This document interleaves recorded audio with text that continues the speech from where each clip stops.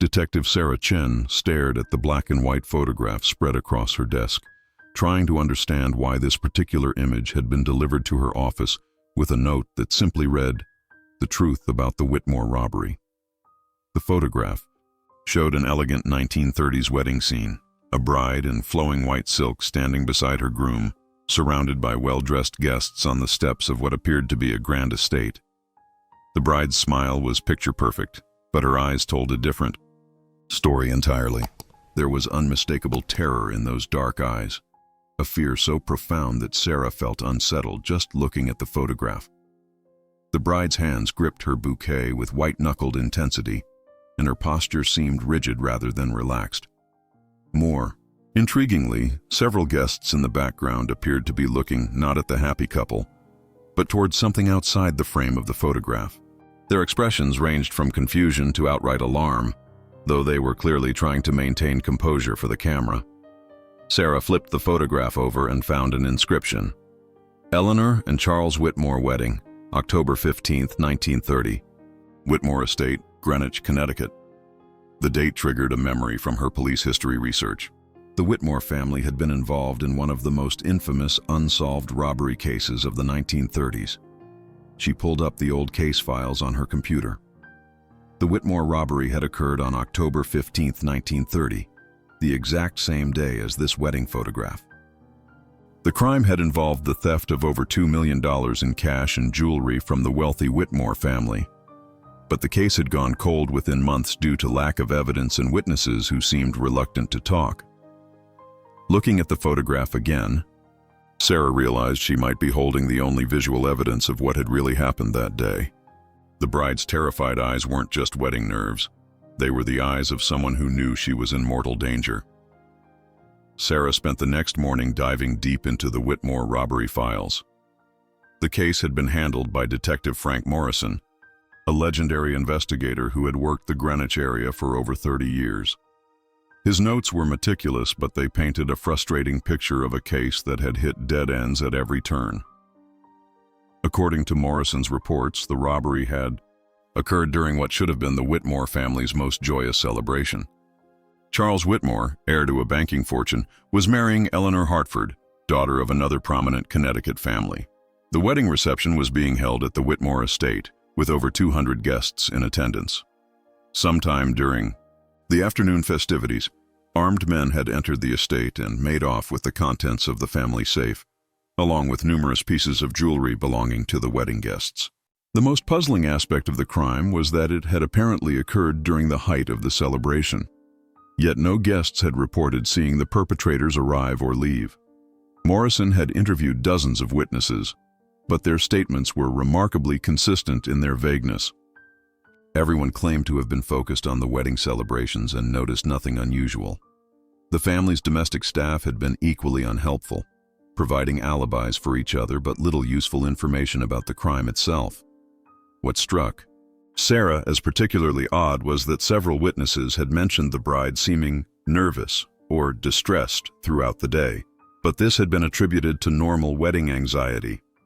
Reading these statements while looking at Eleanor's terrified expression in the photograph, Sarah began to suspect that the bride had known something the other witnesses either hadn't noticed or hadn't been willing to admit. The case files also revealed that Charles Whitmore had been unusually cooperative with the investigation, almost eager to have the police search the entire estate and question all the guests. For a wealthy man who had just lost a fortune, his behavior had struck Detective Morrison as surprisingly accommodating. Sarah's research revealed that one person from the Whitmore wedding was still alive: Margaret Whitmore Hayes, Charles and Eleanor's daughter, now 89 years old and living in an assisted living facility in Stamford. Sarah called ahead and arranged to visit, bringing the mysterious photograph with her. Margaret was sharp and alert despite her advanced age. When Sarah showed her the wedding photograph, Margaret's reaction was immediate and visceral. Her hands began to shake and tears filled her eyes. "Where did you get this?" Margaret whispered. "I thought all the pictures from that day had been destroyed." "Why would they have been destroyed?" Sarah asked gently. Margaret looked around nervously, as if worried about being overheard.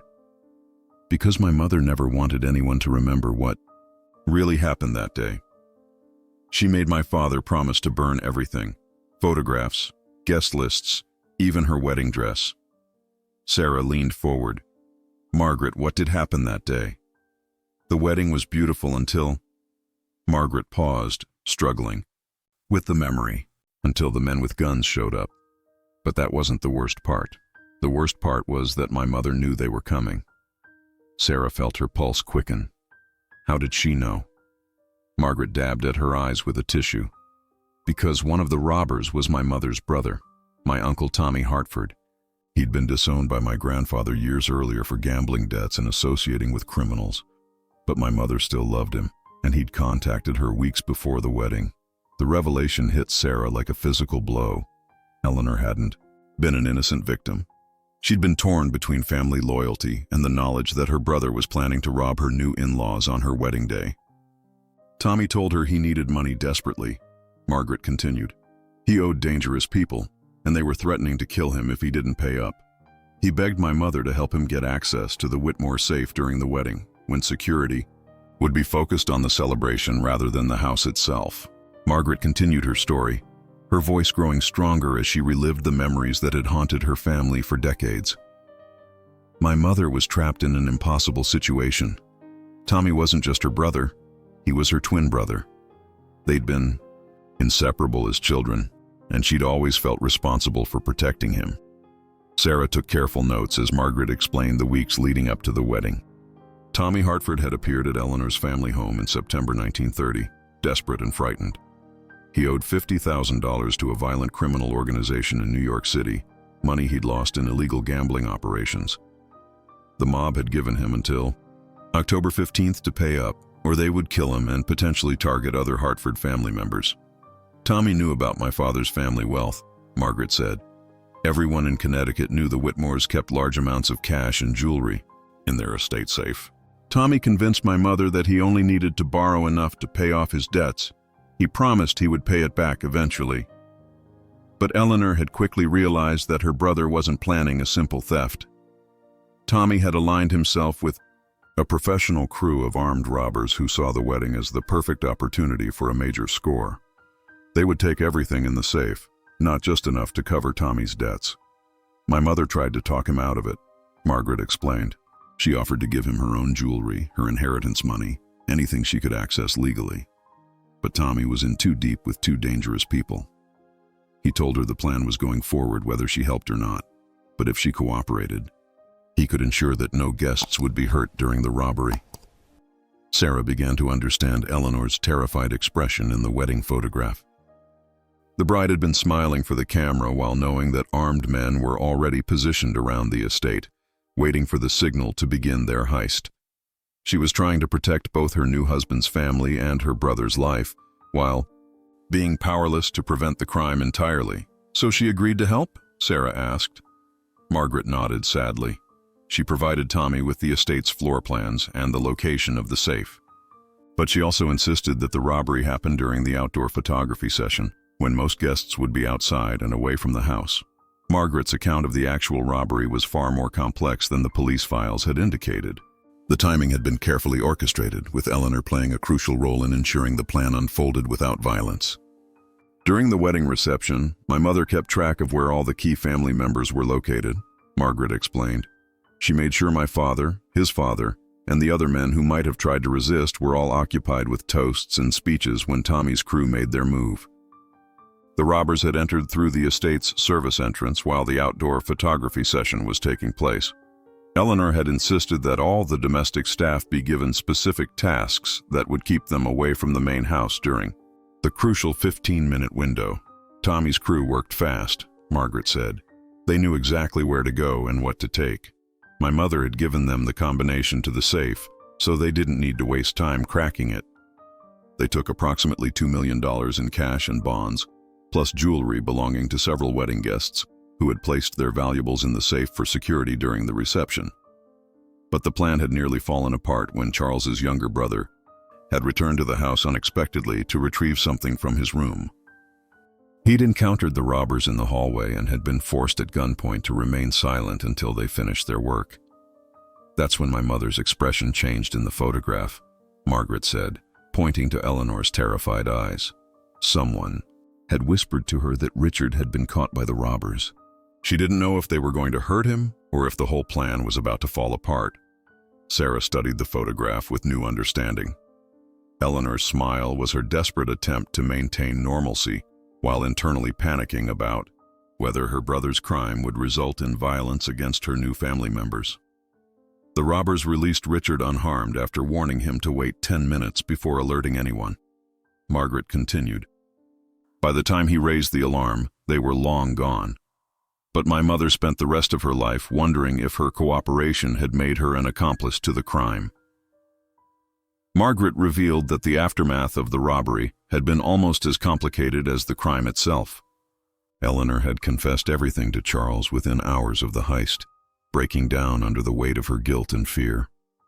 My father was devastated, Margaret said, not just because of the money they'd lost, but because he realized his new wife had been forced to choose between her family and his family, and she'd chosen her brother.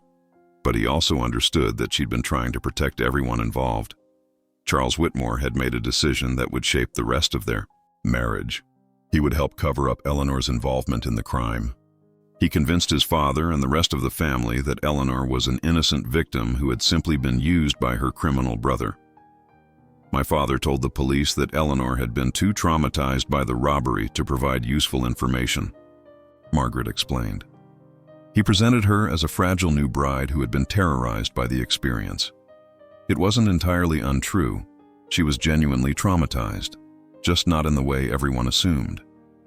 The cover-up had extended to destroying evidence that might have helped the police investigation.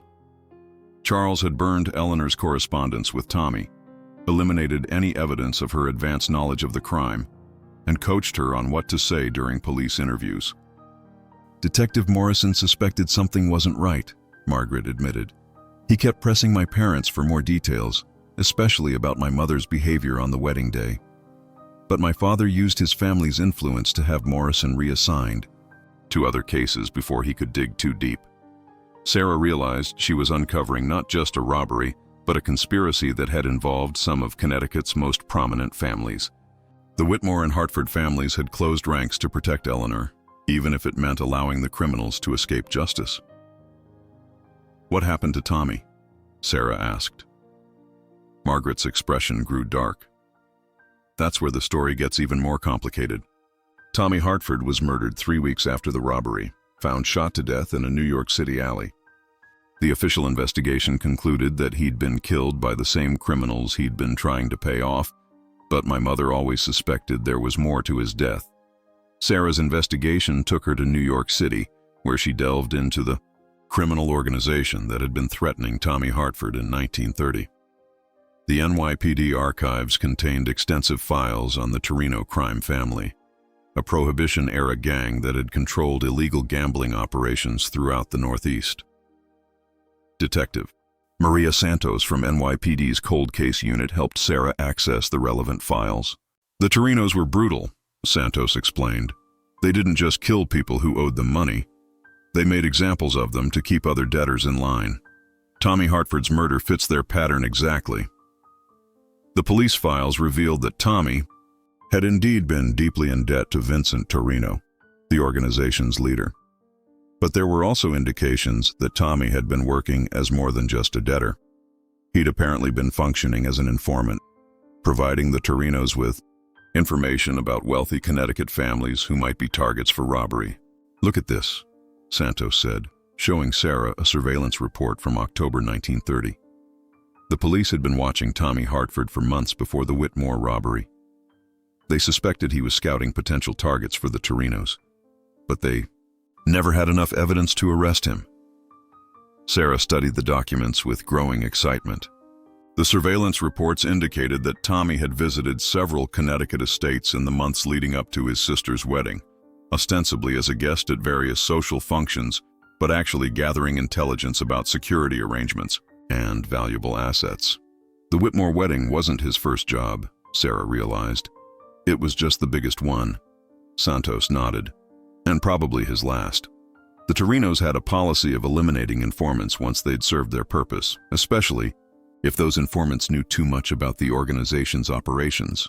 But the files contained one more crucial piece of information. Tommy Hartford had been found with a safety deposit box key in his possession when his body was discovered. The box, located in a Manhattan bank, had contained detailed plans for future robberies, including complete surveillance reports on a dozen wealthy families throughout Connecticut and New York. "We need to find out if that safety deposit box still exists," Sarah said. "If Tommy kept records of his other activities, there might be evidence that could solve multiple cold cases from the 1930s. Santos smiled grimly. "I already checked. The box was never claimed, and the bank eventually turned its contents over to police evidence storage. Want to take a look at what Tommy Hartford thought was important enough to hide?" The contents of Tommy Hartford's safety deposit box were more extensive than Sarah had hoped. Along with the robbery plan Santos had mentioned, Tommy had kept detailed records of his interactions with both the Torino crime family and various wealthy targets throughout the region. Most significantly, he'd kept a journal documenting his growing reluctance to continue working with the criminals. The entries from September 1930 revealed a man who was desperately trying to find a way out of his situation without getting killed. September 3, 1930. "Vincent is demanding I deliver on the Whitmore job by October 15th. He's made it clear that if I don't produce the promised payout, he'll start targeting my family members. I can't let Eleanor get hurt because of my mistakes, but I also can't let her new family be destroyed by my debts." Sarah realized that Tommy's decision to involve Eleanor hadn't been purely selfish. He'd genuinely believed that cooperating with the robbery was the only way to protect his sister from the Torino family's violence. The journal entries also revealed that Tommy had been secretly working with federal agents who were investigating the Torino organization.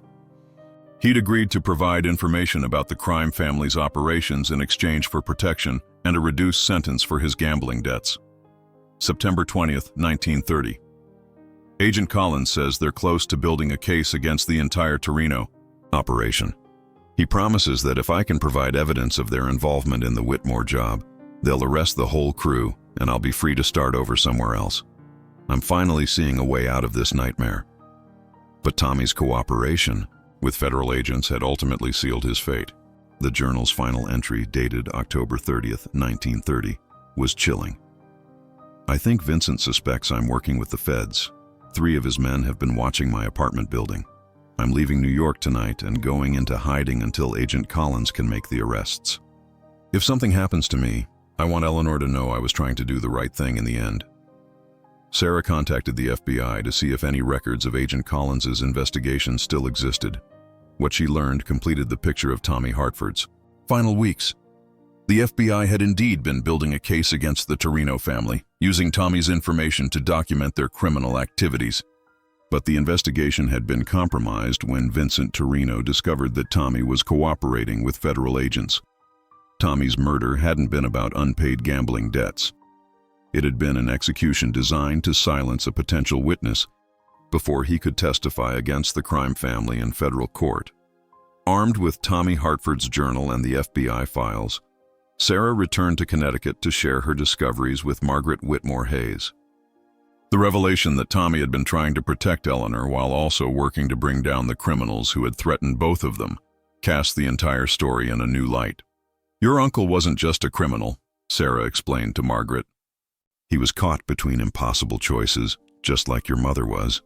He was trying to save Eleanor from the consequences of his earlier mistakes while also helping federal agents build a case against the people who had corrupted him." Margaret listened in stunned silence as Sarah revealed the full scope of Tommy's activities. The Whitmore robbery had been intended as Tommy's final job for the Torino family, a way to pay off his debts while gathering enough evidence to ensure their prosecution. He never got to pay back the money, Margaret realized. The Torinos killed him before he could use his share of the robbery proceeds to clear his debts. Sarah nodded. And because he died before the federal case was completed, the investigation fell apart.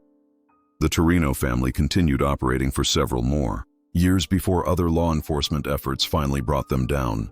But the most significant revelation was still to come. Sarah had discovered that Tommy's share of the Whitmore robbery proceeds had never been recovered. According to FBI files, the money was believed to be hidden somewhere, possibly with instructions for Eleanor to claim it if something happened to Tommy. "Margaret," Sarah said carefully, "did your mother ever mention anything about money or valuables that Tommy might have left for her?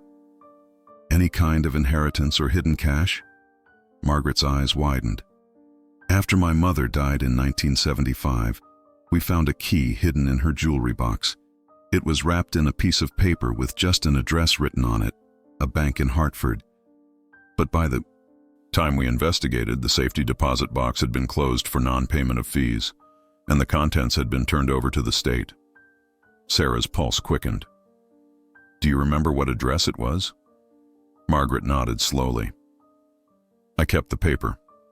I never understood what it meant, but somehow I couldn't bring myself to throw it away."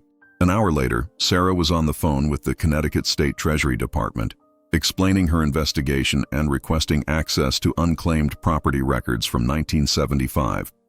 What she discovered would finally close the circle on the Whitmore robbery case.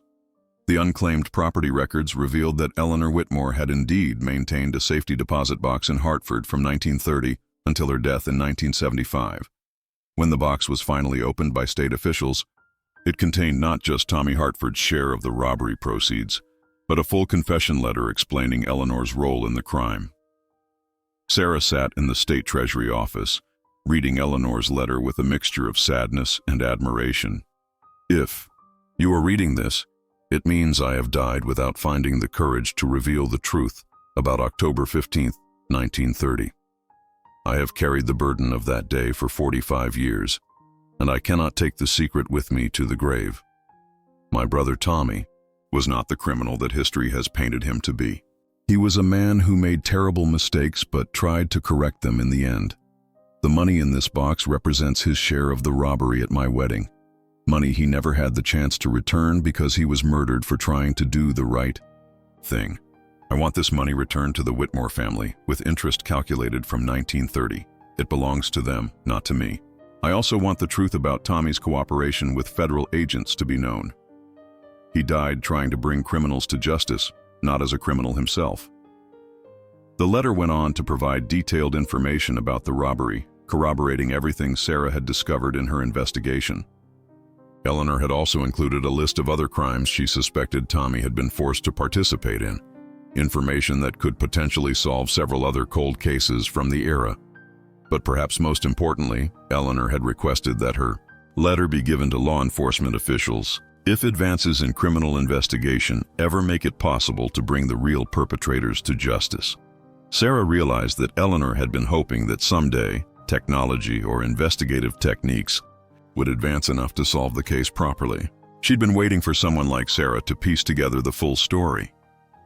The Connecticut Attorney General's office reviewed Sarah's investigation and Eleanor's confession, ultimately deciding to officially close the Whitmore robbery case with a finding that Eleanor Whitmore had been coerced into cooperating with the crime due to threats against her family. Tommy Hartford was posthumously recognized as a federal informant who had died trying to assist law enforcement. Margaret Whitmore Hayes donated the recovered money to a scholarship fund for children of law enforcement officers, saying it was what both Eleanor and Tommy would have wanted. As Sarah looked one final time at the wedding photograph that had started her investigation, she saw Eleanor's terrified smile differently now. It wasn't just the expression of a woman caught between impossible choices. It was the face of someone who was determined to spend the rest of her life trying to make amends for a crime she'd been powerless to prevent. The bride's eyes had indeed been hiding something she couldn't say in 1930. But 90 years later, the truth had finally set her free.